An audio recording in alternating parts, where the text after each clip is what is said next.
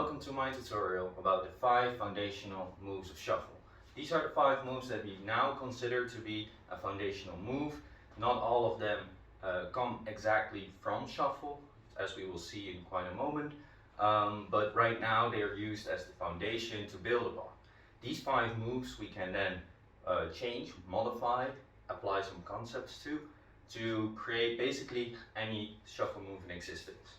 So without further ado, let's get started. The first move that I want to talk about is the T-step. This is the first move that was ever considered shuffle. Actually, before, the T-step was called the T-shuffle, and it originates from drop foot, which is basically dropping your foot on the feet. So what did these people do? They started adding the shuffling with one of the feet. So as you can see, they started shuffling with one feet while still dropping the foot with the other. So this move consists of 2 steps. One, as I said, the shuffling part, and 2, the stomping part. The way I like to practice it is I first try to practice the shuffling part, as all the weight during the T-step is on that leg. So what I would do is I would raise this leg and I would just swivel from left to right. What I also like to do at the start is use the toes and the heel to switch. So when you're going to move, you're going to up your toes a little bit on your heel, and then you go on your toes with the heel in the air, and that way you can travel easily from left to right. Practice this with both feet, so also with the other one. And once you feel comfortable doing this traveling move, you can start adding the stomp, right? So, exactly. So this is the T-step. It's one of the most foundational moves of shuffle, so be sure to learn. Alright, the second basic move of shuffle, the running man. The running man originates from hip hop. It got integrated in the shuffle. The running man then became the more dominant move of the shuffle substyles, especially the ones that originate from the Melbourne shuffle. So this is a very important move to learn. Let's see. First, you put 2 feet on the ground. We call this the pyramid stance because it makes a triangle, right? Then what you want to do is you want to bring the leg that's in the back, you want to bring that up while you jump a little bit with the front leg to the middle, so between the 2 feet. So what will happen is you will get this.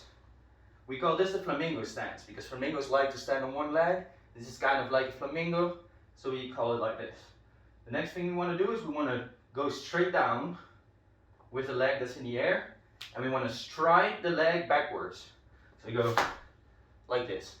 Repeat the same thing, so we bring the leg that's in the back, we bring it up to go back to the flamingo stance, right? And then we drop the foot again and we make a stride, right? And if we keep continuing this, you will do the running man. The third move I want to talk about is called the Criss Cross. The Criss Cross has also been seen in other dance styles such as hip hop, but we use this a lot in shuffle, and especially the more cutting shapes style of shuffle. So what you want to do is you want to put your legs into this kind of stop-in pizza slice. Like if anybody of you ever went skiing, you will know what I mean, right? You will have this kind of triangle. What I then like to do is I want to put myself on my toes a little bit, like a little cushion under your toes.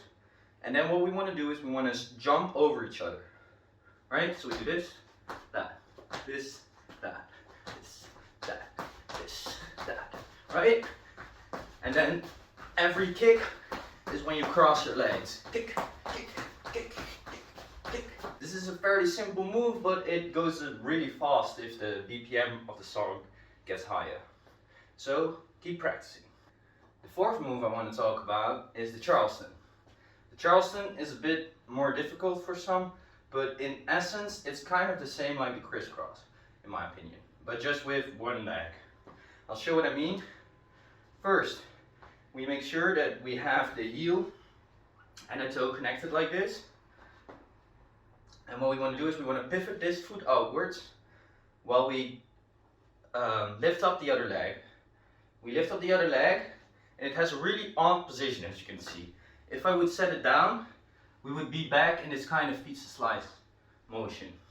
So we do this, and now we pivot it backwards, and we put the heel in front of our other toe. We repeat this for the other leg, and also if we want to go backwards, we just do the same thing. The foot that stays on the ground is only pivoting left to right, doesn't do anything. And the other leg is the one that's moving either from the back to the front or from the front to the back. So now we're going to talk about the fifth foundational move of shuffle, which I consider a foundational move of shuffle. This is called the happy feet. The happy feet is a move that consists of jumping on your heel and your toe from a kind of neutral position.